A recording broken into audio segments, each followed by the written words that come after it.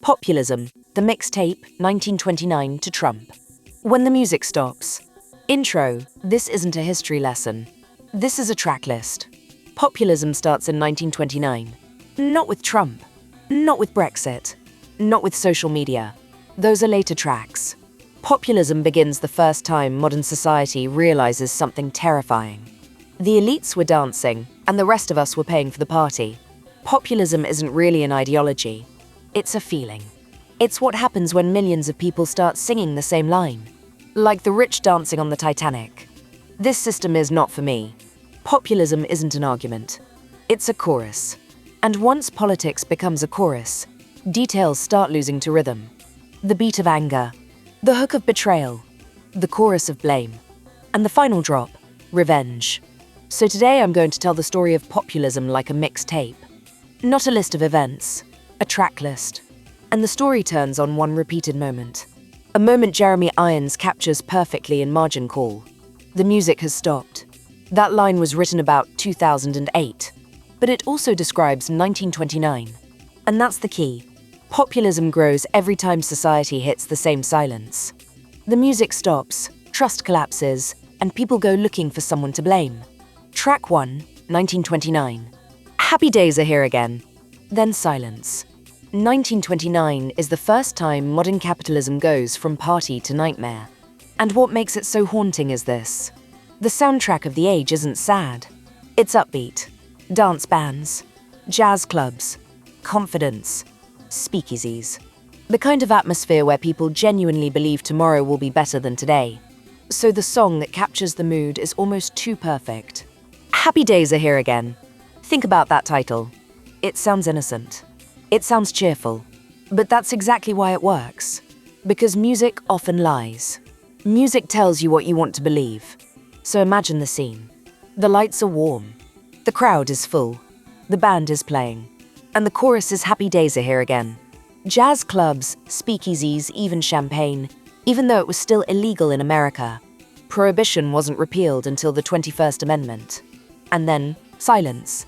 Not a slow fade out. A sudden stop. In modern terms, the music has stopped.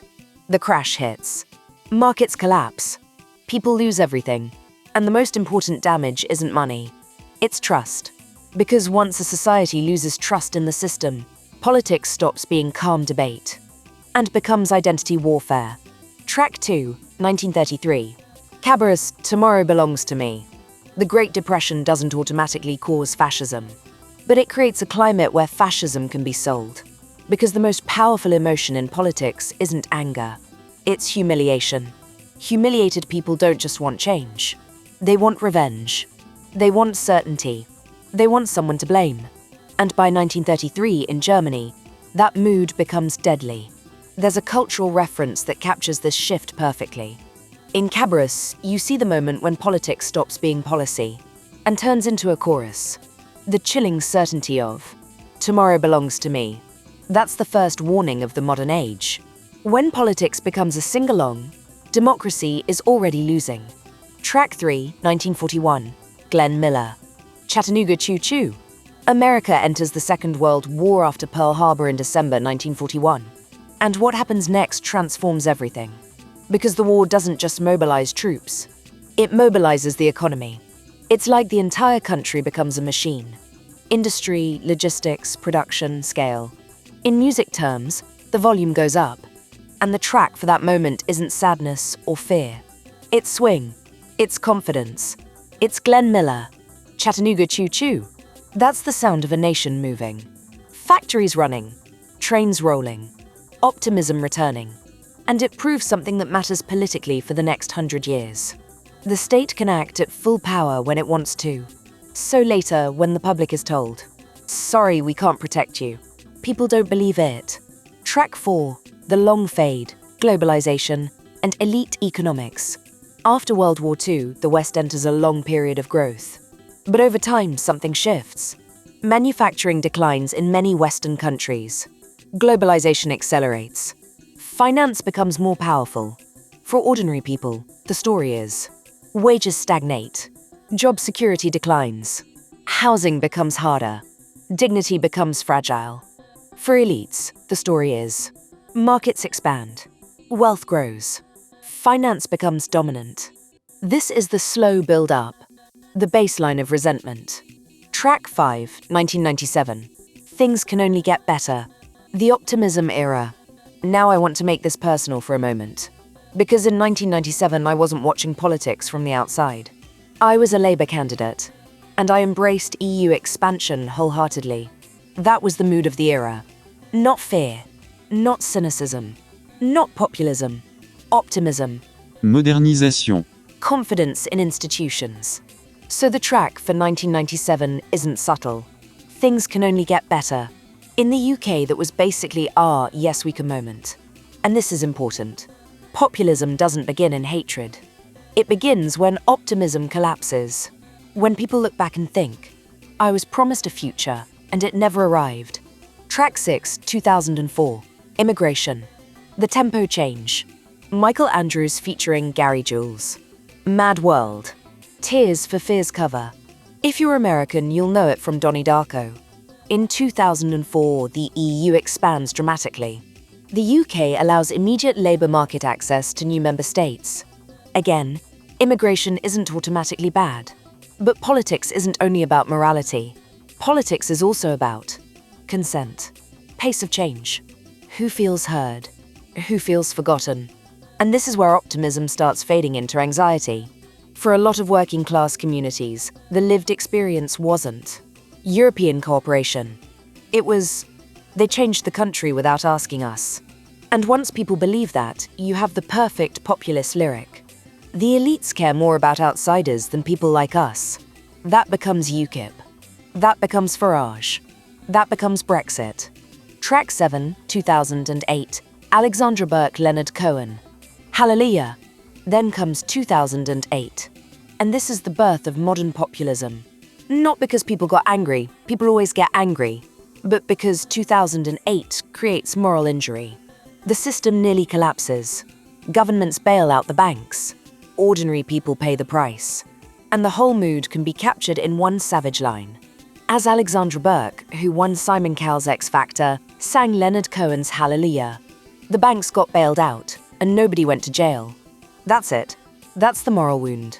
Not just recession. Betrayal. Two-tier justice.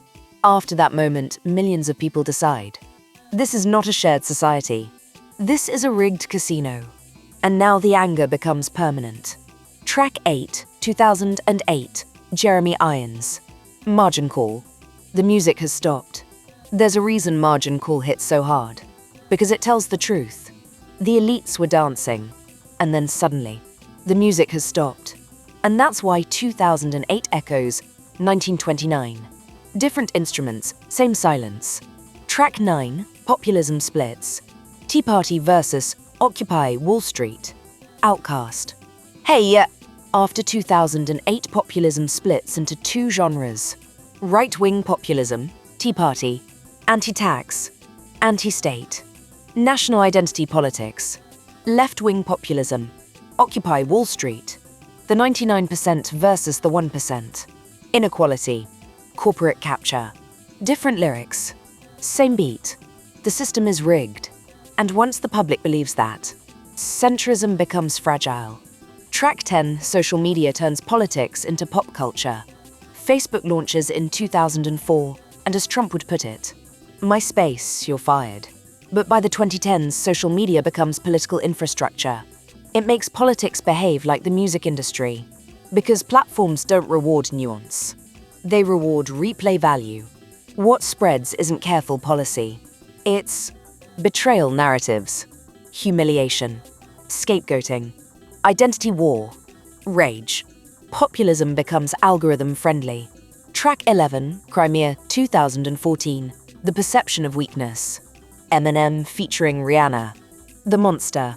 In 2014, Russia annexes Crimea. But populism doesn't run on policy. It runs on perception. And the perception many people take is, the West is weak. Our leaders can't protect borders anywhere, not abroad, not at home. That perception becomes another ingredient in populism's mood music. Decline, drift, anger. Track 12, Trump. Politics becomes reality TV. Trump doesn't rise like a normal politician. He rises like a TV character. The Apprentice made him a symbol. A man who fires people. Who's never embarrassed. Who's always dominant. Then Obama jokes about him in 2011. The elite laughs at Trump, not with him. The outsider remembers. And populism thrives on humiliation turned into revenge. Trump sells a deal. Vote for me, and I will punish the people who ignored you. That's why Trump isn't primarily about policy. He's about power. Track 13, The Martyr Mix. Why prosecution strengthens populism. The establishment believes you defeat populism with courts and prosecutions. But populism doesn't die when exposed. Populism feeds on exposure. Because exposure becomes persecution. And persecution creates martyrdom. If you prosecute Trump, you give him the story he loves most. They're not coming for me. They're coming for you. That turns him into a symbol. And symbols are difficult to defeat. This is why I think Biden made a mistake. Not morally. Not legally. Strategically. You hand President Trump an open mic for his bully pulpit. And the buck stops with Biden, assuming he remembers. A pardon, controversial as it would have been, might have done the opposite. President Ford drew a line under Watergate by pardoning Nixon. A pardon would have given Trump nothing to constantly run on. It would have stolen the martyr narrative. It would have cut the microphone. And for populists, the microphone is everything. Outro, populism, the chorus of the betrayed. So where did populism begin? It didn't begin with hatred. It began with disappointment. Populism never dies. It just pauses until someone hits play again. The music stops. Trust collapses. The music stops again. And every time the music stops, people look for someone to blame. Not because they're evil, because they're human. And if democracy wants to survive, it needs more than elections. It needs trust. Because without trust, the system becomes a stage. And the loudest voice wins. Like Eminem in 2004, Encore, the anger comes back again. And once the crowd starts singing, people get swept up, and nobody wants the encore to end.